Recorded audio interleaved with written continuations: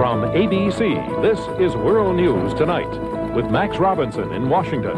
Part 3 of a special assignment series assessing President Carter's performance and problems.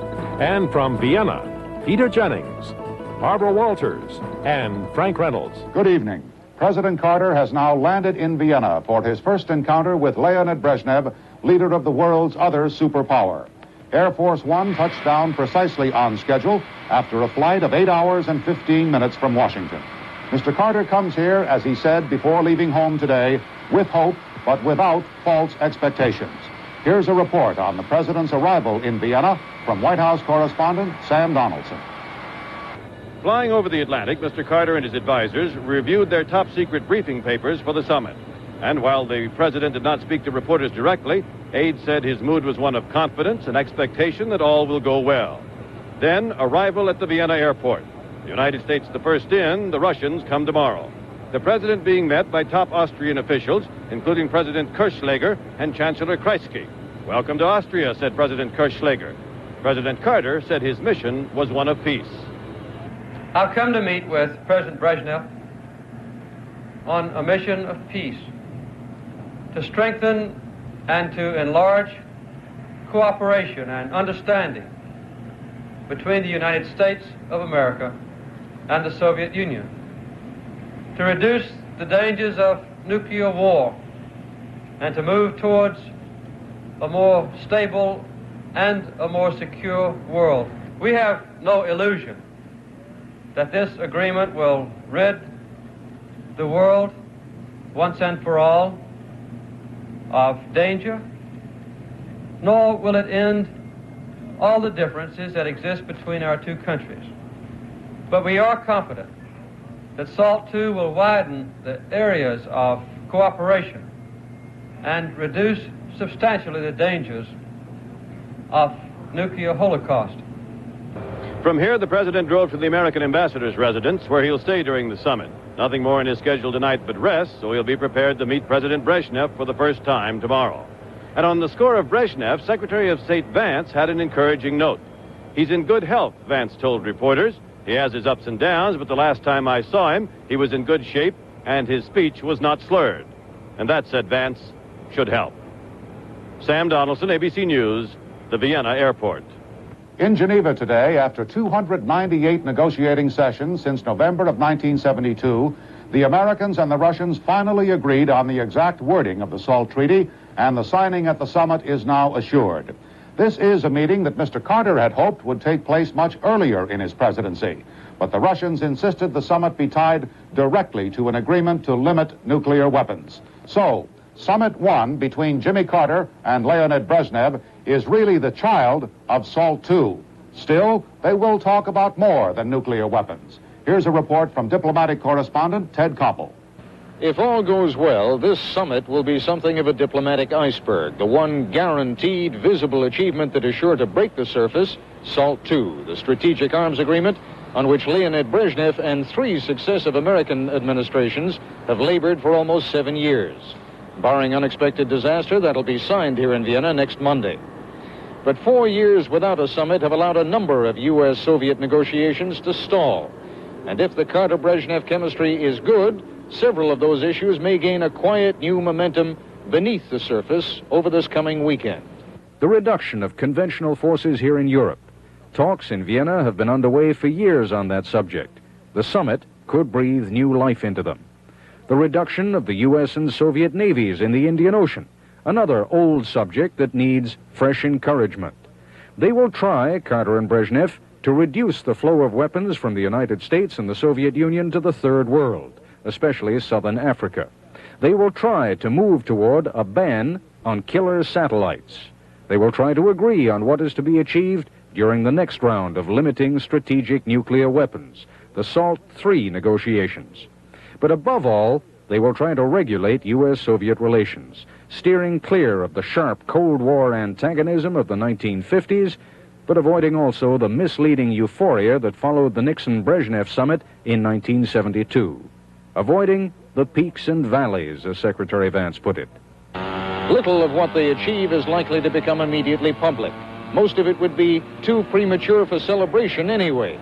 And by predicting only the most modest of results for this summit, its planners have taken out careful insurance against one other possibility, that Carter and Brezhnev will not get along, and that SALT II will be the Vienna Summit's only achievement. Ted Koppel, ABC News, Vienna. This is Barbara Walters at the airport in Vienna. A summit is the peak of the mountain. There isn't too much room for discussion up here. Here is how administration officials expect things to go at the forthcoming sessions. Chairman Brezhnev reads from a prepared statement. Translation. Then President Carter reads from a prepared statement. Translation. This will take the major part of each session. When Brezhnev met with France's President Giscard d'Estaing, he participated in no discussions, and Americans are not expecting a spontaneous give and take here. Perhaps the most interesting part of the summit will be the last meetings on Sunday, when the U.S. and USSR exchange views in the Middle East, Africa, Vietnam, and China. The big question is, will it be I tell you, you tell me, or somewhere in the day will there be enough relaxation for discussion, disagreement, and an outside chance, agreement? Peter? One thing which will be public when the Soviet delegation arrives by air from Moscow tomorrow will be the latest armchair assessments of Mr. Brezhnev's health. It has been a conversation piece for some time, but became the subject of full-blown conjecture when he had obvious difficulty during a state visit to Germany last year. The Soviets do not comment on the health of their leaders. As a consequence, Mr. Brezhnev's public appearances have become more an opportunity to see how he looks than to hear what he says. At the age of 72, it is clear he is not well. 6 years ago, he was a robust, heavy smoking man. He gave that up, much to his personal disgust. But reports recently from Indian diplomats say he has taken it up again. It is clear Mr. Brezhnev has good days and bad. In April, he had difficulty conversing with the French president, but last month seemed more fit when he met with the older Yugoslav leader, Tito. 2 weeks ago, the amateur assessments of Mr. Brezhnev's health during a visit to Hungary were that he was looking better. Vienna was chosen as the summit site to avoid the obvious greater pressures of a trip to Washington. But it is not unusual for a hospital to be designated for possible use, as it has. While there is no doubt that Mr. Brezhnev's health does have a bearing on the scope of his talks with Mr. Carter, U.S.-Soviet relations do not hinge on it by any means. The Soviet leader's appetite for détente is healthy, and his political health has never been better. Frank? On the question of security for the two leaders here, it is, as expected, massive. And Austrian police, about 6,000 in all, have been rehearsing for any eventuality. And so, too, have the legions of motorcycle policemen who will surround the motorcades of both presidents as they move around town. In fact, there will be so many policemen and agents here, in and out of uniform, that it may be very difficult for the Viennese to see their distinguished visitors. Finally tonight, this is the Redutensaal. Through these doors on Monday morning, President Carter and President Brezhnev will walk, they'll step across this carpet to this point, and they'll stop here at a table that was once used by the Emperor Franz Joseph. They will sit down and sign the SALT II treaty. That will be the conclusion of this first encounter between this American president and this leader of the Soviet Union. 18 years ago in this city, there was another first encounter between an American president, John F. Kennedy, and a Soviet leader, Nikita Khrushchev. We now know that was a very somber summit. With me now is Pierre Salinger, who in 1961 was President Kennedy's press secretary and is now an ABC News correspondent. Pierre, what is your most vivid memory of that 1961 summit here? Frank, I think the most striking thing was the grim look on John Kennedy's face when he came out of the last meeting with Nikita Khrushchev in the Soviet embassy. They were talking about Germany. Khrushchev had been very threatening. And as a matter of fact, Kennedy's last words to Khrushchev were, "This is going to be a cold winter." And as he came out, he took me aside and he said, "Don't let the Soviets try to make a success out of this meeting." And the reason for that was because of a press conference that was held in this building the day before. Mr. Khrushchev and Mr. Kennedy had agreed on a communique in which the words were used, frank and wide-ranging. And my Soviet counterpart, Mikhail Halarmov, had added the word fruitful.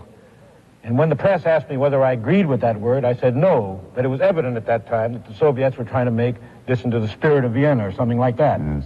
But there must have been, despite the somberness of the occasion, some moments of humor, of levity anyway. Oh, there were several, but I think maybe the most humorous was the first day when Mr. Khrushchev arrived at the American embassy wearing kind of a vanilla ice cream colored suit and with a very big medal. And President Kennedy said to him, "What is that medal?" And he said, "That's the Lenin Peace Prize."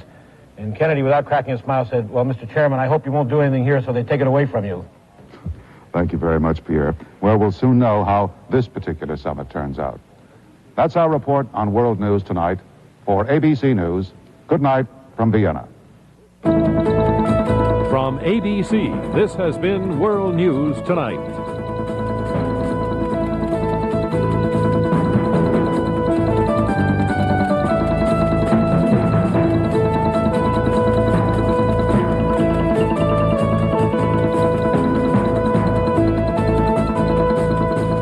The guest on ABC's Issues and Answers program on Sunday will be Henry Jackson, chairman of the Senate Armed Services Committee.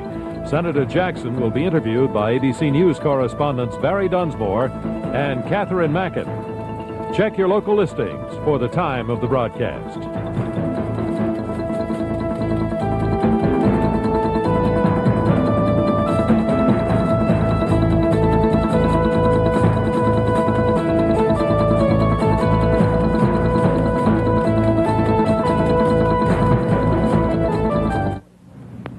Tonight on the ABC News Magazine 2020, the Great Salt Debate, the propaganda battle for your support. Geraldo Rivera explores an island off the coast of Puerto Rico the Navy uses for target practice.